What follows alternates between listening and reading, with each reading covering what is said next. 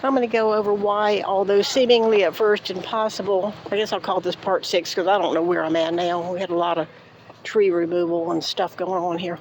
Anyway, this is a Virginia Helms issue.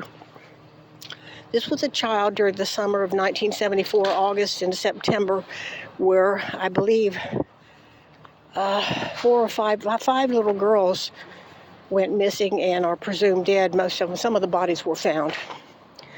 On first thing, we had a Sergeant Dancing or Sergeant Hanson was over the case, and they made an article about it in 2018 or 19 about the summer that terrorized Florida.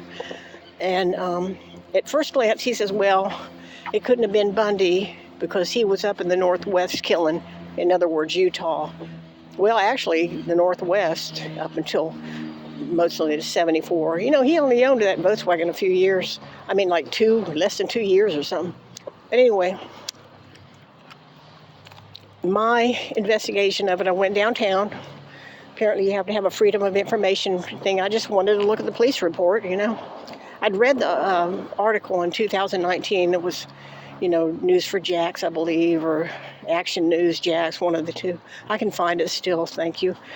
But anyway, on her case, she was a little 12-year-old girl, lived in the South Side off of Beach Boulevard, and she'd gone to get soap or something for a parent, and she never came back. And one of the little girls in the neighborhood said there was a bright red, tiny vehicle. A red vehicle was there. It was 74, of course, not 67, but a red vehicle. And then later, after the newspaper put out this girl that just didn't stand a reason why she was missing, she's just going to get some soap in the evening, and the father called the police and said he never came back. And I guess it was a news article or it was on the TV. So, especially with all the other kids, several other girls had gone missing earlier. But I don't think he's related to it. I think John Paul Knowles was part of it, who was another creep and serial killer. I think John Paul Knowles got the ones that were living in the downtown area. Because they said a guy that looked like Elvis riding a bike. But anyway, let me go back to what I've discovered on this. Why I think it was him. In chapter 8 or 9 of Liz, The Phantom Prince, by his longtime girlfriend who had a relationship with him about 5.5 years, Elizabeth Clover. After he killed the girls in Lake Sammamish, Janice Ott and Denise Naslin, he is making an exit from Seattle and Washington to go to Utah. He had a summer job that year, a politically appointed government job with this called Department of Emergency Services. Well, I think Liz and him lived near Tacoma. They lived near the college, and Seattle was 30 or 60 miles away. But anyway, that's where he was working. And now he's murdered 2 people, and he had a tan Volkswagen, and he has a composite picture in the newspaper. So he asked Liz if he could borrow her Volkswagen. So here's something you do. Was her Volkswagen gray or light blue, or was it cream or tan like his? We don't know. I'd love to know that, because what I think he's somebody at that Department of Emergency Services really did suspect him, and even reported to law enforcement that they were the 4th one. That Ann Rule said there's something wrong with this guy, something else fishy. And then Liz reported him, and the college professor reported him and said, "This is a strange bird in my class." And then the person from the Department of Emergency Services, I wish they'd say who that was, but they reported him also. And I think his cover was, if he drove up there a couple times in a blue or gray Volkswagen, he said, yeah, it's close, but my Volkswagen is pale blue or something, or white. It's not tan, it's white. And they said it was bronze or something. It was some kind of cover. He managed to wreck her Volkswagen too, and she got 50,000 more miles on it, she said. But in chapter 8 or 9, she says, he wanted to use my Volkswagen that week, and he gave me a Chevron card, and I filled his car up 2 times with a Chevron card. Now, you're a man who's just murdered 2 people the month before, middle of July. And they're pretty close. You gave your name as Ted. which a lot of people I've had a heartache about because they say, he didn't call himself Theodore.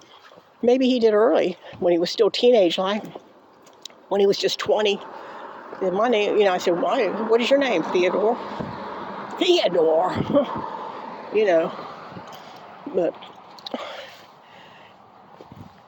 so he was trying to cover himself, and I'd like to know how it worked that you could, even back then, would have said Theodore Robert Bundy on his Chevron card. How do you do that?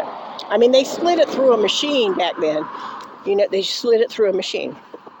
So now, the end of August, early September, he moves to Utah, Salt Lake City, and he takes his brother Glenn with him, and they pull the Volkswagen behind. He got a beater truck, I guess, some kind of white truck he had.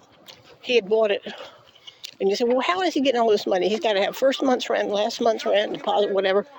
Set up your electric, set up your telephone, pay your tuition, take care of your vehicles, get your changes of your residence and changes of things. Hey. So then he goes to Utah, and Glenn goes with him to help out. But he flies back to Seattle. And then Richard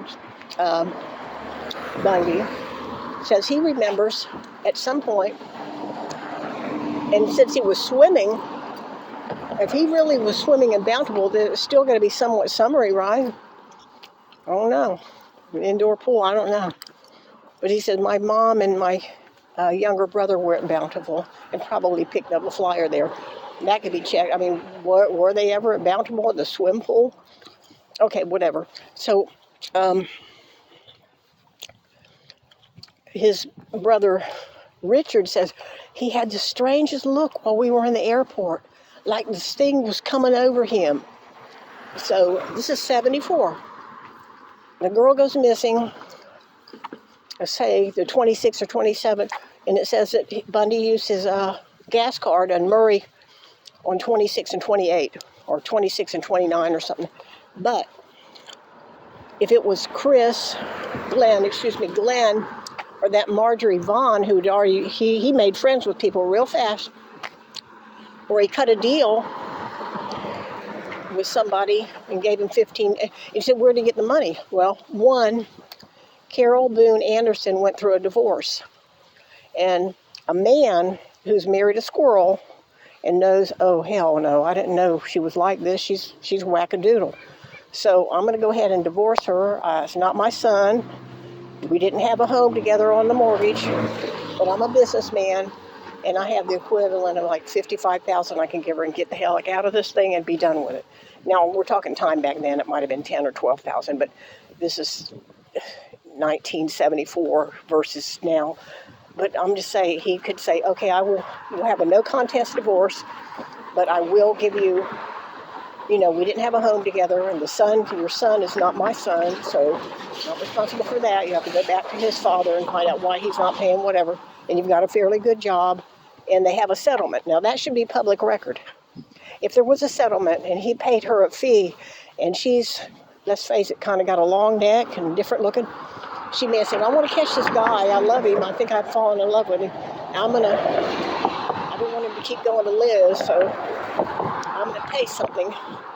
So let's say, I'm going to call it 50 in today's dollars so we can talk reasonable. So she keeps most of it, but she gives him $10,000 or $12,000. He's able to do all kind of shit with that kind of, excuse my French. Plus his parents know he's going to college. He worked that summer. Liz, father he had both of these things going on at the same time, by the way, most likely. Her father was like an orthodontist or something, so there's money there. So somehow he had a little pack of money. Because how do you take care of it? You're just a struggling student, and you got all this, and you don't have any full-time decent jobs, right? He could have very easily flown from Seattle to JIA Emerson. Got him a Volkswagen at Hilltop or somewhere. Drove out and looked at the beach. Saw the little girl walking. Got her. And here's the thing. That would help me a lot. One, you can show, if there's pictures of that duffel bag, show it to all the remaining family members of Manson, Amy, Liz, Clover, anybody that exists still, show them the duffel bag. We don't even, they say that Linda Haley had a gray and red duffel bag, gray stripes on a red bag. We don't know what the Susan Rancourt or anybody else might have had some kind of bag. He was a thief. So if you show that bag, if you can't afford the DNA, and I'd be willing to pay several thousand to have that DNA tested. If it's somebody from the Northwest, he picked it up somewhere in the Northwest. It ain't the person on the bag. But anyway, let me describe why we have the bag. During the search for this poor little missing girl in the summer of missing girls all over out the wazoo, and I would have been 20 that year myself, he was on the north side in kind of a foresty area. I don't know, not Ocala, but it's it's a forested area. It's up the north side, like Baker County or something, I don't know, that way. And so he might have been lost. I don't know what his problem was. But this couple saw the Volkswagen on an unusual car even then, not a typical Jacksonville car, and they were traveling along, and they said, oh, this guy's disabled here, and we're between two big spots. So they pull over to see if they can help him. And this is in the news article. And they walked around the car, little red Volkswagen, later edition, I guess it's 74, and there's a little girl in the back on the floorboards. She's not on the seat, she's on the floorboard, and her eyes are darting back and forth. Well, I've looked up neurological things. If you're whacked on the head hard enough, your eyes will go up and down or side to side. It's just a neurological condition when you're hit on the head. And she could not get up, and her eyes were darting. That could be a sign of being hit. 2, when they walked over towards the vehicle, and they're one of them looking in the car, maybe talking to him about helping, he jumped in the Volkswagen and took off. Okay, there's got to be something wrong there. Well, why would you do that? That's not normal Florida action. So, no, we're fine. I was just trying to get my bearings, or I'm looking at the map, or something. Can you tell me how to get to wherever? Something like that. Nothing was wrong with the vehicle. Why was he stopped? I don't know. Maybe he had just damaged a girl. How soon after getting hit do your eyes dart like that? I don't know. So anyway, that's their story, and that's in the article. And I went downtown, and they said no, and they like, I want to see macabre. I don't want to see nothing macabre, but it's my understanding the girl was then driven back near her home and ended up on like Hodges. UNF was being built up, and there were wooded areas over there, and they found her deceased. It doesn't say how she died, but her clothes were folded up, and it's my understanding that Kimberly Lee's clothes were folded up to the side. What side of her body were the clothes folded on? Why were her clothes folded? That's not typical of Bundy, but he did do it. He had done it. Kimberly Leach's clothes were folded outside of where she laid, mostly nude. And don't have a cause of death on the little girl. I was wondering if there was any head trauma. All right, that's why I think it's very important. So it's impossible. Now, Mr. Hanson, the detective, or I think it was Hanson, I don't think it was Dancy. Dancy was another guy. It might have been Dancy, but I think Hanson. I remember some of the names, Pippin and DeWitt and different people. But anyway, and Lucy and different people from way back. Brown, I'll remember them. But anyway, this is part 5, 6, or 7, I don't know, but you see my issues. I can't get anything from anybody anyway. And I know something happened.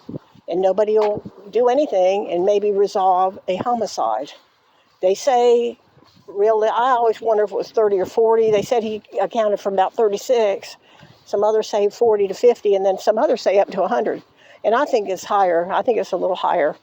Because if he was displaying that kind of actions, there's a girl in May of 67, which would have been his traveling time.